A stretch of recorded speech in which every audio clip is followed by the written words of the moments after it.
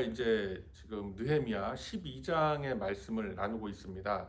그래서 오늘 우리가 나눈 본문 어간의 이 말씀의 배경을 잠깐 보면은 이 전 시간에 하나님께서는 어떤 말씀을 주셨느냐?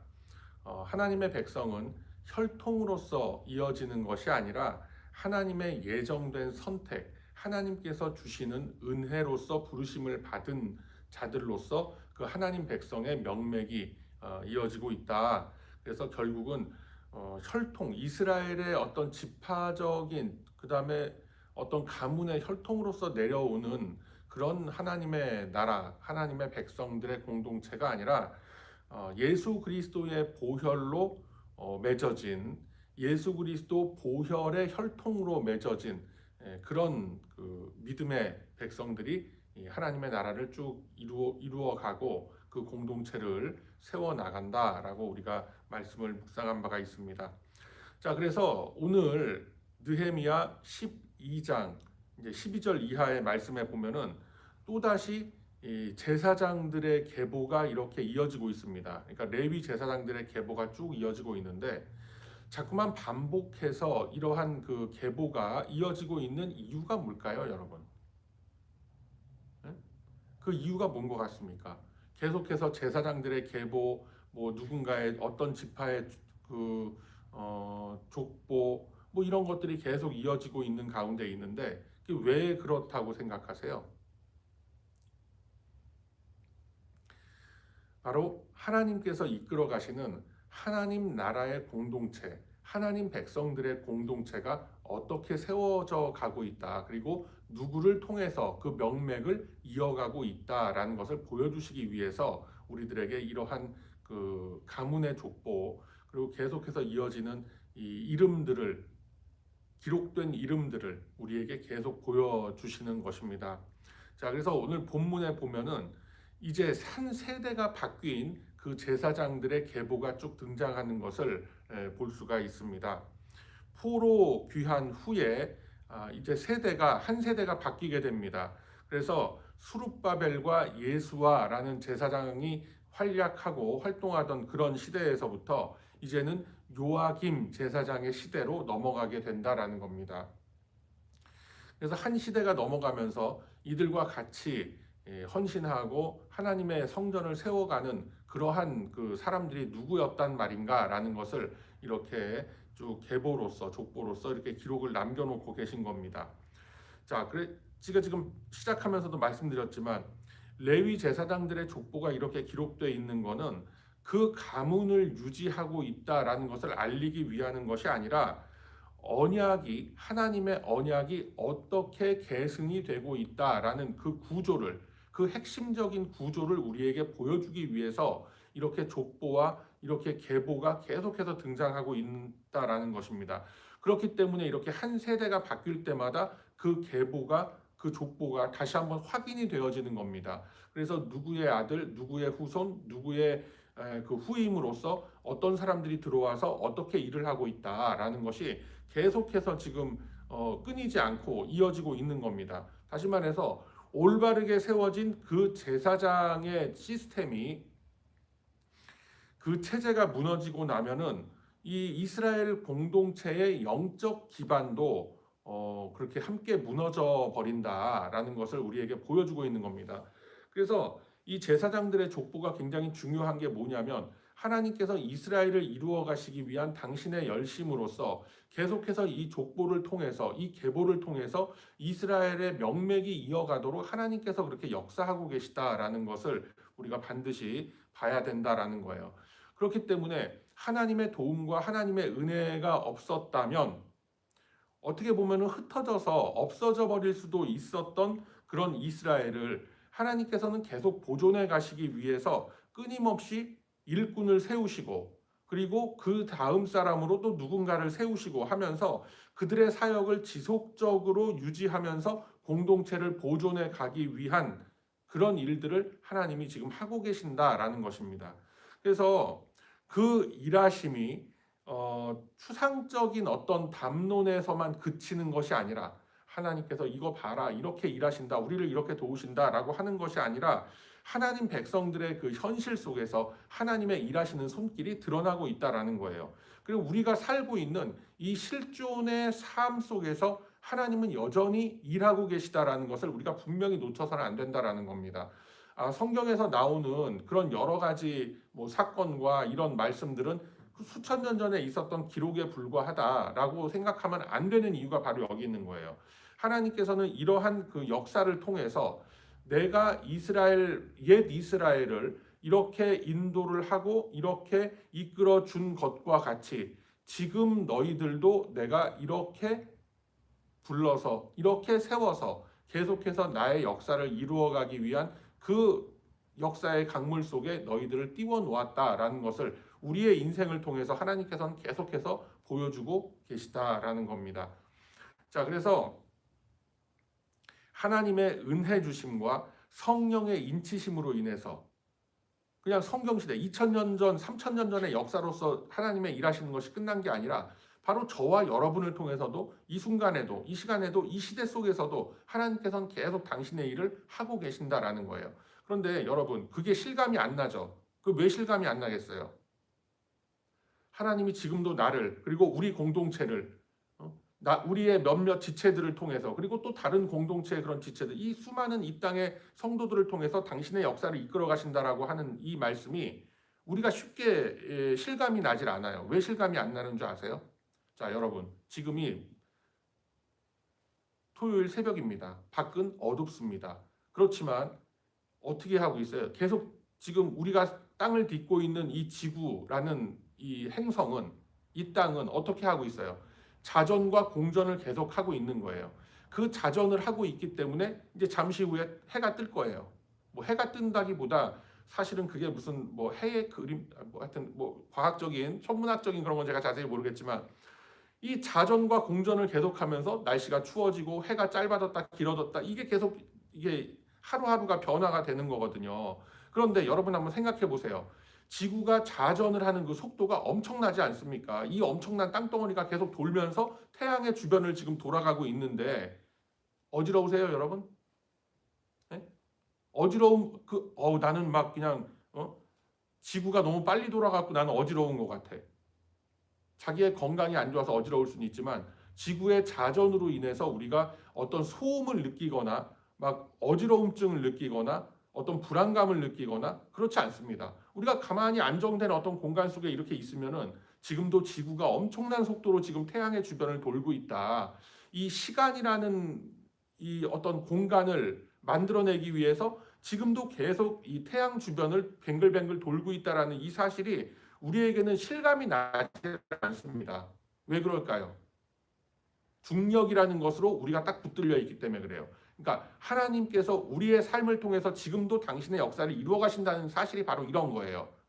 이해가 되세요? 무슨 얘기인지? 지구의 자전과 공전이 우리 귀에 들리지 않고 우리의 느낌으로 어떻게 알 수가 없는 것처럼 하나님께서 일하시고 계신 이 모습도 그리고 우리를 사용해서 당신의 역사를 이루어 가시는 이 사실들도 지금 우리가 담겨져 있는 인생이라는 이 시간 속에선 잘 모르는 거예요. 그런데 시간이 계속 오랫동안 흐른 다음에 우리가 채워왔던 그 시간이라는 공간을 딱 되돌아보면은 이해가 되는 거죠. 20년이라는 시간 동안, 40년이라는 시간 동안, 60년이라는 내 인생 동안 하나님께서는 이렇게 일해 오셨구나라고 어렴풋이나마 깨달을 수 있는 거예요. 그 어렴풋이나마 깨닫고 하나님께 감사할 수 있는 마음을 품는 게 그나마 믿음 있는 성도라고 하는 겁니다. 대부분의 사람들은 자기 인생이 가진 의미를 갖지 못하고 80년, 90년 살다 하늘나라 가는 거예요. 뭘 하늘나라에 가는지 저 밑으로 가는지 그거는 우리가 얘기할 수 있는 게 아니고 알 수도 없지만 하여튼 그런 거예요. 그렇기 때문에 하나님의 일하심에 감사한다. 하나님이 나를 붙들고 내 인생이라는 시간 속에서 일하고 계시다라는 것을 자각하는 것만으로도 여러분은 엄청난 큰 복과 은혜와 그 아무도 상상하지 못하는 그런 지각을 갖고 계시다라고 해도 과언은 아니다라는 겁니다. 그만큼 하나님을 인식한다는 게 결코 쉬운 게 아니에요. 하다 보니까 누구 따라서 교회 다니게 되고 그냥 적당히 믿게 되고 다 이렇게 사는 거지 그렇게 생각할지 모르겠지만 그 의미를 한번 깊이 생각을 해보세요. 깊이 생각을 안 하면 하나님께서 내 인생에 어떻게 일하고 계신지, 내 인생이 하나님 손에 붙잡힌 내 인생이 어떤 의미가 있는지 알지를 못해요. 생각을 하는 삶을 살아야 된다라는 것입니다. 그래서 우리가 그 성도님들에게 뭐 이런 얘기 많이 하죠. 뭐 거룩한 평신도 성도님들 뭐 이렇게 얘기하지만 또 그렇게 아무 생각 없이 그냥 어떤 지각 없이 영적인 어떤 지각 없이 그렇게 시간만 보내고 있는 그런 인생을 우리가 병신도라고도 얘기를 할 수가 있는 거예요. 여러분 이거 굉장히 심각한 얘기예요. 지금 아침이라 내가 뭐 이렇게 열을 올려서 얘기하고 있지는 않지만 이 말씀이 굉장히 중요한 말씀인 겁니다. 하나님의 일하심을 지각한다는 것, 자각한다는 것, 지구의 자전과 공전을 우리가 느끼지 못하면서도 우리가 이렇게 살고 있다라는 것, 하나님의 은혜도 역시 똑같다라는 거예요. 지금 이 순간도 나를 붙들고 계신 그 하나님의 은혜가 얼마나 큰지 우리는 몰라요, 잘. 왜? 지구의 자전과 공전을 못 느끼는 것처럼 우리는 그런 존재다라는 거예요. 우리는 그 정도밖에 안 되는 사람들이다라는 거예요. 그걸 인정할 줄 아는 게 그게 바로 회개의 첫걸음이고 은혜 받는 첫걸음인 줄로 믿습니다. 아멘. 자, 그래서 이러한 보잘것없는 존재들을 하나님께서는 계속 부르셔서 당신의 나라를 세우신다라는 것을 이 계보와 족보를 통해서 우리에게 보여주신다라는 거예요. 자, 한번 그 근거를 한번 우리가 찾아봅시다. 구약성경 868쪽으로 가보세요. 868쪽 10편 89편으로 가보세요. 시편 89편 32절에서부터 34절의 말씀을 우리가 함께 읽습니다. 자, 구약성경 868쪽 시편 89편 32에서 34절의 말씀을 함께 읽습니다. 시작. 내가 회초리로 그들의 죄를 다스리며 채찍으로 그들의 죄악을 벌하리로다. 그러나 나의 인자함을 그에게서 다 거두지는 아니하며 나의 성실함도 패하지 아니하고 내 언약을 깨트리지 아니하고 내 입술에서 낸 것은 변하지 아니하리로다. 아멘. 하나님께서 말씀하신 기록하신 이 말씀은 변하지 않는다라는 것을 다시 한번 확인하고 계신 거예요. 그럼 우리를 향한 하나님의 어떤 예비된 은혜와 복이 변할까 안 변할까? 나의 조건과 처지에 의해서 변하는 것이 아니라 하나님의 그 뜻대로 변하는 건데 하나님께서 주신다고 했으면 주시는 거예요. 그리고 이미 주셨어요.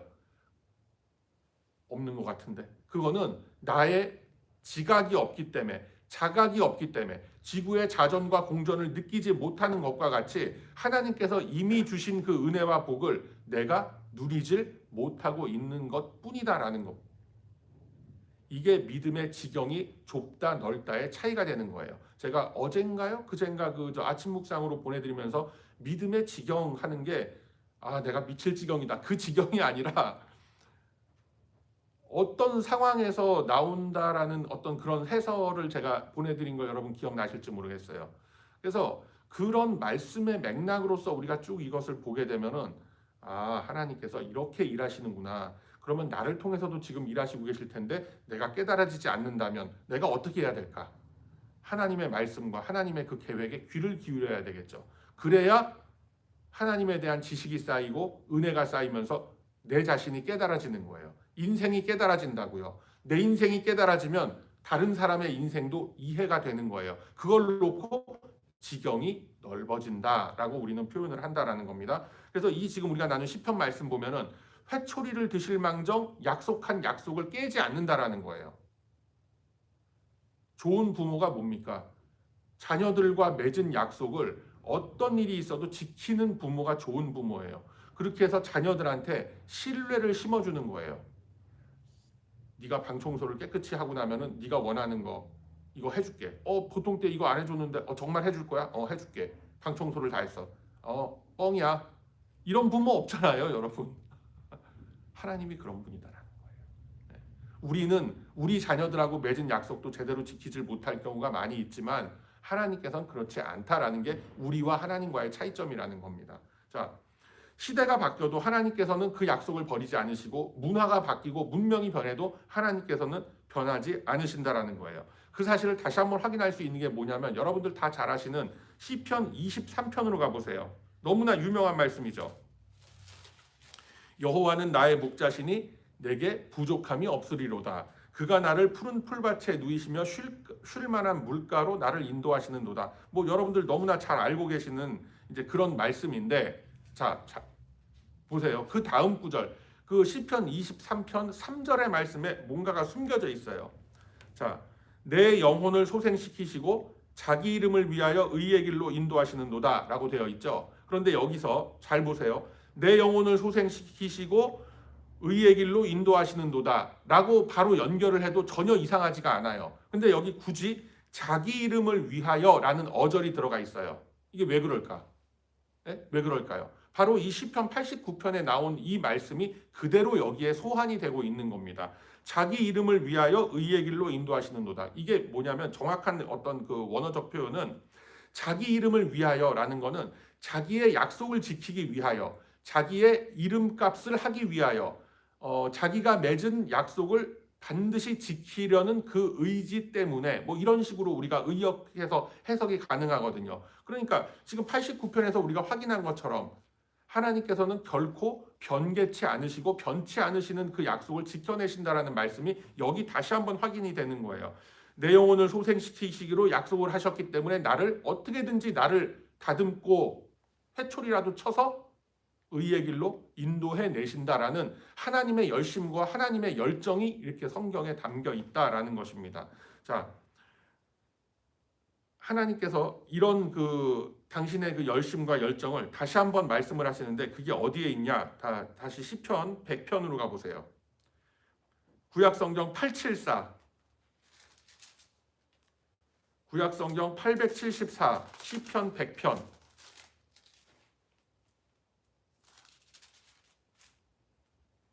여기 보면은 우리가 항상 찬양하는 그런 시이기도 한데 굉장히 깊은 의미가 담겨 있어요. 시편 100편 5절 함께 읽습니다. 시작. 여호와는 선하시니 그의 인자하심이 영원하고 그의 성실하심이 대대에 이르리로다. 아멘. 하나님은 선하시다, 인자하시다. 그렇게 끝내도 돼요. 근데 그 선하시고 인자하심이 영원하고 그의 성실하심이 어떻게 된다? 대대에 이른다. 그러니까 우리의 조상 때 그리고 내 때 우리의 후손에 이르기까지 하나님의 그 성실하심과 인자하심은 대를 거쳐서 이어진다라는 말씀이에요. 자, 이제 이해가 되시죠? 왜 지금 느헤미야 12장에 이런 족보가 계속 제사장들의 계보가 기록이 되어 있는지. 세대가 바뀌면서 새로 영입된 제사장들, 새로 선출된 제사장들, 너희들도 너희 조상들에게 내가 은혜를 준 것과 같이 영원히 버리지 않고 너희들이 의의 길에 설 수 있도록 내가 맺은 약속을 내 스스로 지키기 위해서 내가 어떻게 너희들의 형편과 처지에 상관하지 않고 나의 의지대로 내가 이끌고 가겠다라는 하나님의 그 대선언이 바로 여기에 포함되어 있다. 여기에 정확하게 이유가 이렇게 증명이 되고 있다라는 것입니다. 자, 바로 이러한 이유기 때문에 이 수많은 사람들의 이름이 계속해서 기록되고 있는 거예요. 여러분 한번 생각해 보십시오. 여기 지금 제사장들 이름이 지금 12절서부터 한번 봐요. 무라야, 하나냐, 무술람, 여호하난, 말루기, 요나단, 스바냐, 요셉, 뭐 아드냐, 무라요, 헬게, 스가랴, 무술람, 간드돈, 뭐 시그리, 미냐민. 이 이름들 어디서 들어보신 적 있어요, 여러분? 인생을 살면서 생전가야 한번 들어볼까 말까 한 이름들이라고요. 성경을 자세히 보지 않으면은 생전 가야 한번 귀에 들어오지도 않을 이름들이고 내 입에 오르내리지도 않을 만한 이름들이에요. 그리고 사실 이 이름들 다 빼도 역사서를 쭉 기록해 나가는데 별로 그렇게 큰 문제가 없단 말이에요. 대표적인 사람 한 사람 정도만 기록을 하고 넘어가도 되는 거예요. 그런데 이렇게 구구절절한 사람들의 이름을 이렇게 지면을 할애하면서까지 알지도 못하는 유대인들의 이름이 잘잘잘잘잘 기록되어 있는 그 이유가 뭐냐 도대체. 여러분, 바로 저와 여러분의 이름도 이렇게 하나님의 생명책 속에 기록이 되어 있다라는 것을 이걸 통해서 하나님이 지금 보여주고 계신 거예요. 믿으세요, 여러분? 아멘.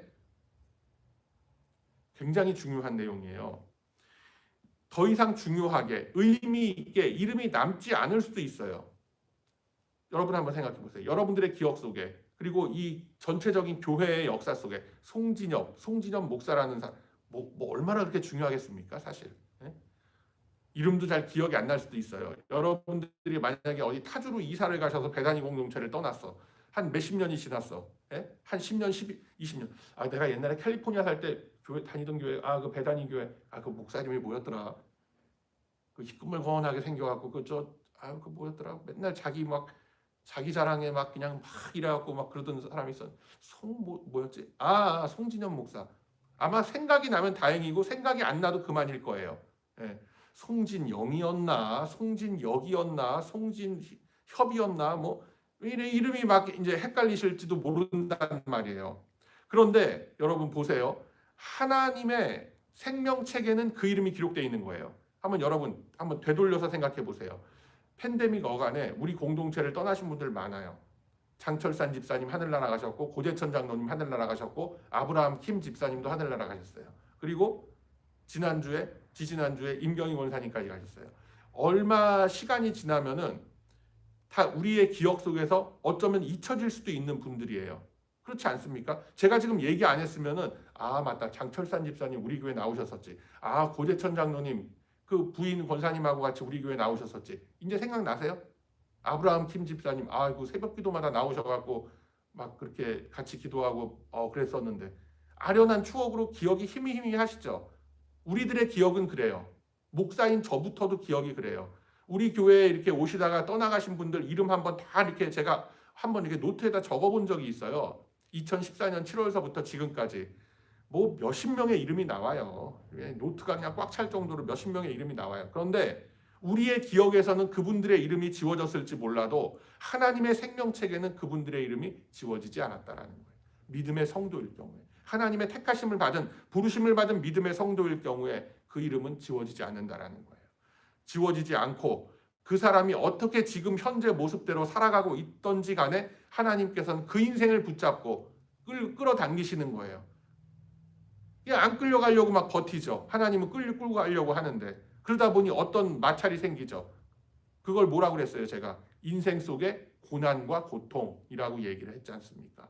여러분, 그래서 하나님께서 이 언약을 이루어 가시기 위해서 말씀을 이루어 가시고 하나님의 나라를 이루어 가시는 그 역사 속에 내가 있다, 내가 부르심을 입었다라는 그 자각을 가지시기를 바랍니다. 그 자각이 있는 그 신앙 인격이 바로 성도라고 하는 거예요. 그래서 우리가 이 시간 기도할 때 나의 헌신, 나의 순종함, 그리고 나의 지각 속에서 일하시는 하나님의 손길, 내 인생 속에 뚜렷하게 드러나게 하소서. 내가 헌신하지 않고, 내가 순종하지 않고, 내가 하나님의 일하심을 자각하지 않으면 하나님의 역사는 내 인생 속에 나타나지 않는다라는 이 사실을 놓고, 하나님께서 나에게 주신 그 은혜, 그 부르심에 대한 긍정적 반응과 긍정적인 모습으로서의 그 순종과 헌신함이 있는 내 삶이 되게 하소서라는 그 기도의 제목, 그리고 또 각자가 가지고 나온 여러 가지 간구와 기도의 제목들 이 시간 모두 아뢰시면서 주님의 은혜를 풍족히 나누시는 저와 여러분의 복된 이 아침이 다 되시길 주님의 이름으로 축복합니다. 아멘. 사랑과 은혜